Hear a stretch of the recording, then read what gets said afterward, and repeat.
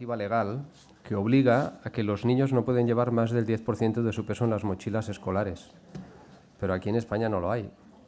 Con lo cual, los niños nosotros hicimos un trabajo y llevaban una media de 8 kilos los niños de una zona de Barcelona. O sea que, imaginaos qué animalada.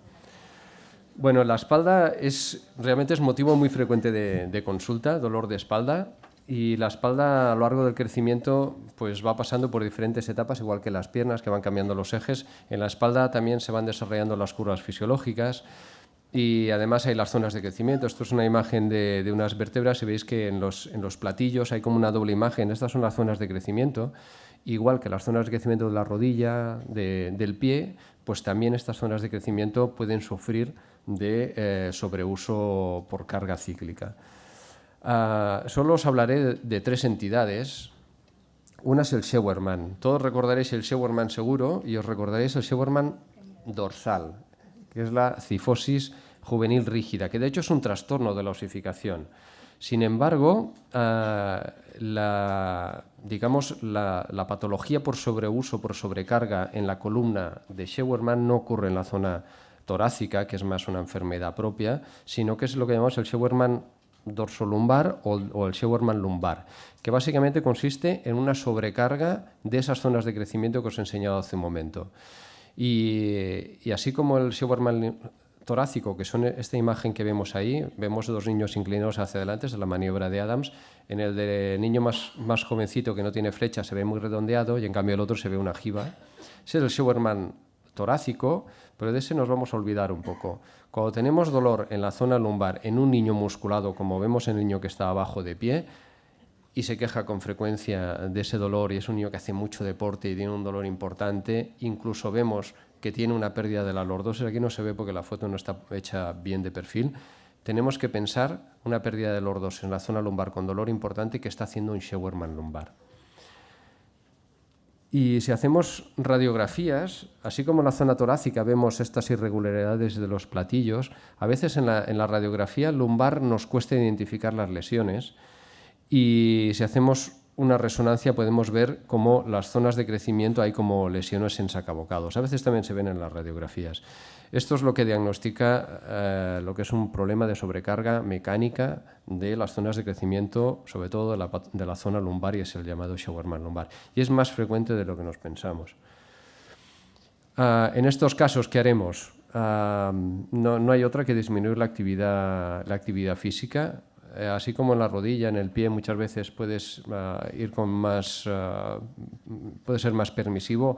Aquí va a quedar una lesión a la zona de crecimiento, la vértebra va a quedar un poco acuñada y va a perder su lordosis fisiológica, con lo cual va a tener probablemente dolor en el adulto. Y es muy importante intentar disminuir la actividad física y hacer ejercicios de estiramientos, básicamente el tratamiento. La otra patología es la espondilolisis y espondilolistesis, que también todos conocéis, que es la lisis es el defecto óseo y la listesis es cuando ya ha ocurrido esa pequeña fractura y la vértebra se desplaza hacia adelante. Donde se rompe ese istmo es la unión en la parte del arco de la vértebra, del arco posterior, entre la unión entre la articular que va hacia la vértebra de arriba y la que va hacia la vértebra de abajo. Sin embargo, hace tiempo pensábamos que pues hay un paciente que está normal y otro que tiene la fractura. Y cuando tienes la fractura, pues mira, ya está, ya lo tienes mal. Sin embargo, ahora hemos visto que no. Resulta que esto es un proceso progresivo y es un proceso que se explica muy bien desde el punto de vista de carga cíclica. Cuando hacemos resonancias en niños con dolor sugestivo de espondilolisis, que es dolor mecánico en la zona lumbar baja, por estudios por resonancia se ha visto que es un proceso que empieza por un edema en la zona del istmo, ese edema acaba rompiendo, fisurando una de las corticales del istmo y esa fisura acaba progresando hasta que la rompe completamente. Y por resonancia somos capaces de ver estas fases y podemos identificar niños que están en una fase antes de la fractura. Y eso es muy importante de cara al tratamiento. Esto es una lesión de sobrecarga por carga cíclica típica de dos deportes. Uno, el básquet, muy típico porque saltan y al caer hay mucha presión en esa zona y además como caen en lordosis, las articulares de arriba y abajo de esa zona hacen como de cascanueces y rompen ahí. Y del ballet, del ballet o de las bailarinas de gimnasia rítmica que hacen hiperextensiones. La hiperextensión es la que hace daño en esta zona. Por tanto, gimnastas y jugadores de básquet Son 2 niños que con dolor lumbar bajo tienes que pensar que podamos tener esto. Estas las imágenes radiológicas podemos ver en el AP, en el perfil, podemos ver ya el desplazamiento de la vértebra, pero a veces no hay desplazamiento y hacemos radiografías oblicuas para ver la imagen esta del perrito degollado, que es la zona del istmo donde rompe. Pero estos son lesiones ya inveteradas, lesiones que ya han pasado, se ha roto y se ha desplazado. Lo importante es intentar reconocer el paciente que está en la fase inicial, en la fase de edema. ¿Por qué se lo podemos curar? Estos no los podemos curar.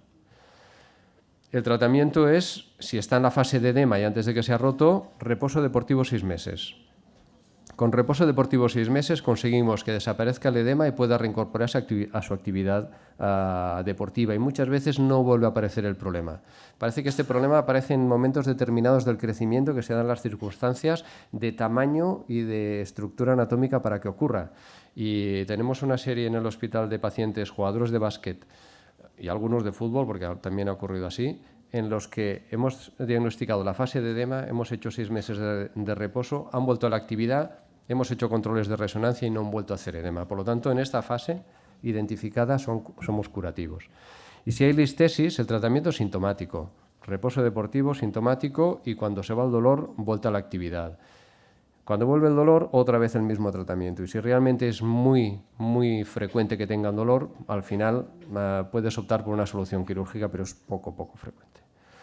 Y la tercera entidad, dolor muscular inespecífico, el más frecuente de todos. Es dolor que ocurre en la zona lumbar, que por estudios experimentales con PET se ha visto que son lesiones musculotendinosas de la zona de inserción del músculo en las vértebras, pero que no hay lesiones orgánicas importantes, y sí que se ha visto que se asocian a varias cosas: el sedentarismo o el excesivo deporte. Por ejemplo, estos niños de abajo hacen un deporte inapropiado probablemente, las mochilas, como veis aquí la niña, que nos sacan de muchos apuros, la mala ergonomía en el colegio o en casa, o hay también factores psicológicos que se han asociado con este tipo de dolor. Aquí os he puesto 2 algoritmos, un algoritmo diagnóstico, que dejo la pantalla, que de aquí no leo nada. Pero bueno, básicamente se trata de identificar de alguna manera signos de alarma que puedan ser causa de este dolor.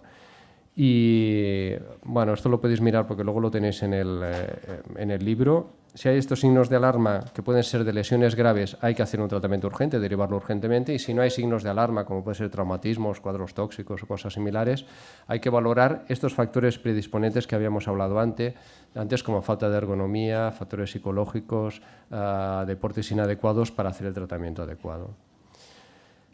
En el tratamiento básicamente es tratar aquellos factores que pueden estar asociados, lo que hemos dicho, falta de ergonomía, sobrecargas, etcétera. Con eso, generalmente, muchas veces ya mejoramos el cuadro. Hay que explicar a los pacientes que son dolores que no son importantes, que hay que hacer la vida normal, no tienen que hacer reposo. Se puede hacer tratamiento sintomático, se puede hacer algo de fisioterapia, y generalmente con esto solucionamos el dolor. Solo aquellos dolores que persisten en el tiempo, que no responden a los tratamientos conservadores, necesitan una atención especial. Y en esos casos, si descartamos por pruebas de imagen que hay patología, muchas veces entramos en programas ya individualizados de fisioterapia. Y ya está, esto es todo lo que os quería explicar.